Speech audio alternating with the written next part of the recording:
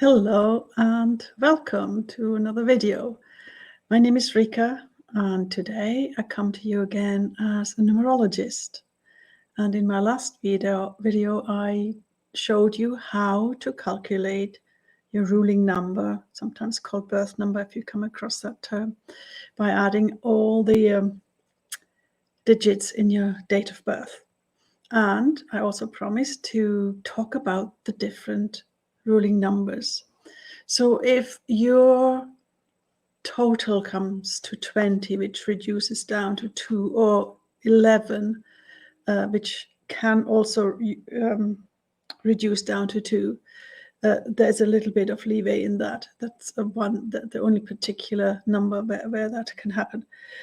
As a 2, as you can imagine, it's the two sides, the looking outside as well. So it's about connection, it's about community, it's about cooperation, collaboration, all these things.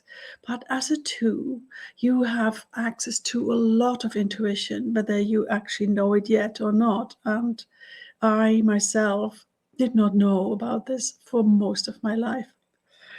And it was a big revelation when I discovered that I have intuition. I'm not a number 2, but it is true for everybody. But some personalities, they have a more natural leaning to this. And sometimes we knew it when we were very young, and it was discouraged and we left off. We left it behind. But it is really innate to you. And you also are very intuitive to the needs of others.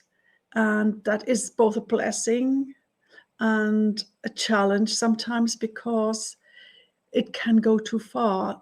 2 really needs to know where the boundaries are. We know the highly intuitive, the highly sensitive, sometimes the highly empathic. Sometimes these all go together, not always, but they can.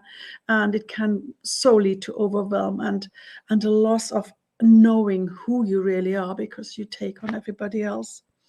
But you also have this ability to make easy connections. It comes to you quite naturally. You like to collaborate with people, and you can build bridges sometimes, and find solutions easily. As another challenge, thinking or perceiving can be very black and white. Sort of going to limiting your perspective, although you have this big scope. This is when it's in the shadow side. And so the black and white perceiving can become judgmental. And also when the boundaries are not clear and too much is coming in, there can arise a defensiveness that isn't serving, but it simply is a reaction to overload. So just become aware of that, whether that's happening in your life. This is just a snapshot. This is not all carved in stone. And always we find that your challenges or obstacles, as they get processed and resolved, they strengthen your gifts as well. They're not sort of life sentences, as I call them. They're not life sentences. They are there to be worked with. And yes, the 2s like peace and harmony a lot, almost as much as the 6s. We come to that obviously later down the road. And they're highly sensitive and very intuitive and very happy to be with others. It's something they really enjoy. Even when they are introverts, they like to have at least some part of their life to be in community, in connection. So let me know how that lands for you.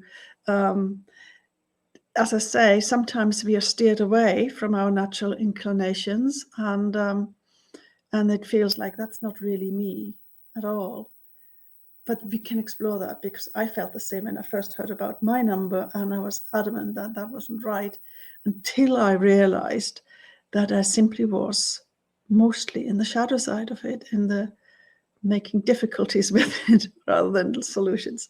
But yes, we'll explain that as I get to my number. So thank you for listening. Come back for more, because it is always a good thing to also know the other numbers, because in some ways we have everything, but we have a home base, so to speak. But as you learn about the other numbers, and as you realize how maybe the people around you are functioning, it gives you more understanding, all of us. And with understanding comes more compassion. And that's a good thing to have. So thanks again. Have a wonderful day. Bye for now.